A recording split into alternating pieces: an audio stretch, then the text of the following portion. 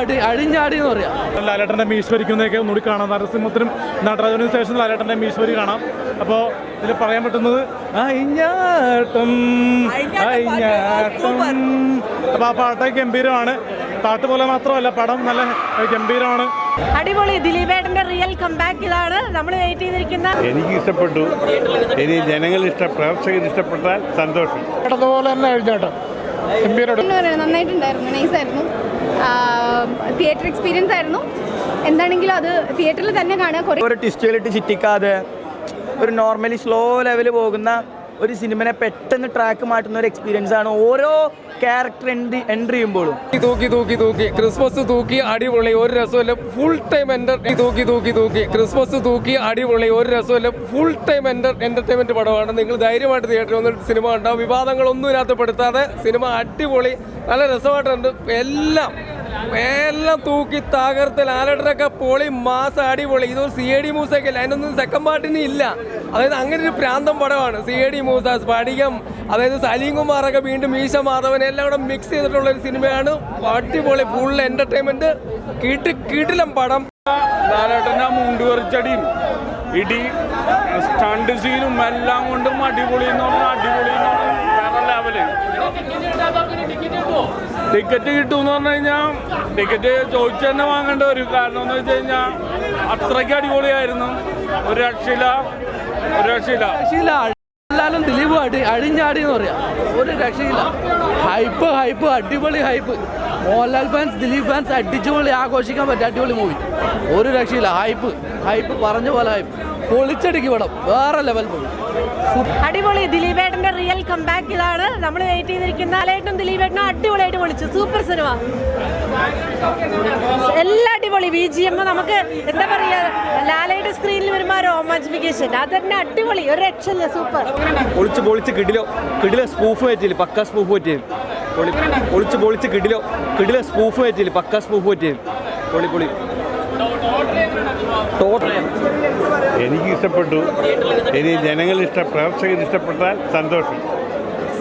പ്രേക്ഷകർ ഇഷ്ടമാണല്ലോ ഞങ്ങൾ ആഗ്രഹം.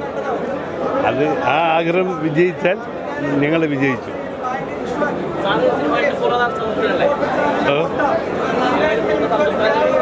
എന്താ കേൾക്കില്ല. ദിലീപേട്ടൻ്റെ ഗംഭീര മാസ സാധനമാണ്. നിങ്ങൾ ഒരാളും പ്രതീക്ഷിക്കാത്ത സാധനങ്ങളാണ്. ഇതുവരെ ഇങ്ങനത്തെ ഒരു ഷോ കണ്ടിട്ടുണ്ടാവില്ല. കാരണം 3-4 ലെജൻഡ് കളികളാണ് കളിക്കണേ. ലാലേട്ടൻ്റെ മീശ്വരിക്കുന്നതൊക്കെ ഒന്നുകൂടി കാണാം. നരസിംഹത്തിനും നടരാജനും ശേഷം ലാലേട്ടൻ്റെ മീശ്വരി കാണാം. അപ്പോൾ ഇതിൽ പറയാൻ പറ്റുന്നത് അഴിഞ്ഞാട്ടം.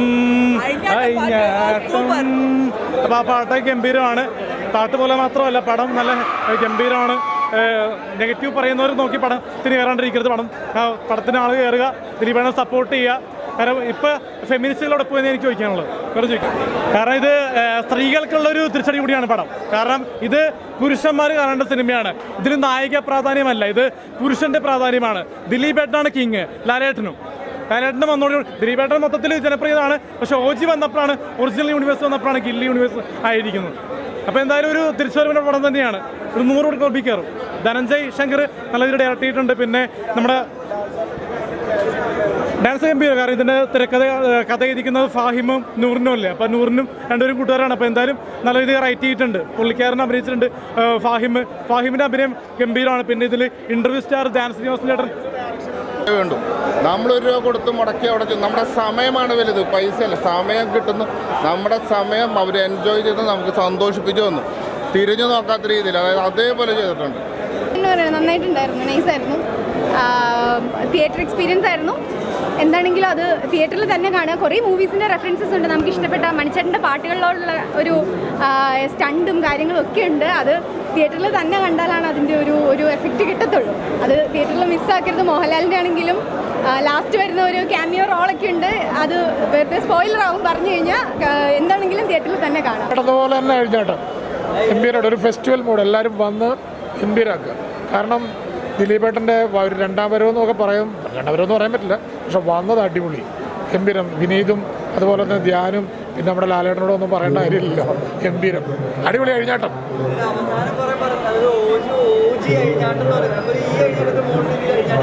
അടുത്ത ആൾ വരികയല്ലേ, കാണിച്ചു വെച്ചില്ലേ, SJ സൂര്യൻ കൂടെ വരികയല്ലേ, ഇവരെല്ലാവരും കൂടെ ചേരുമ്പോൾ അറിയാലോ.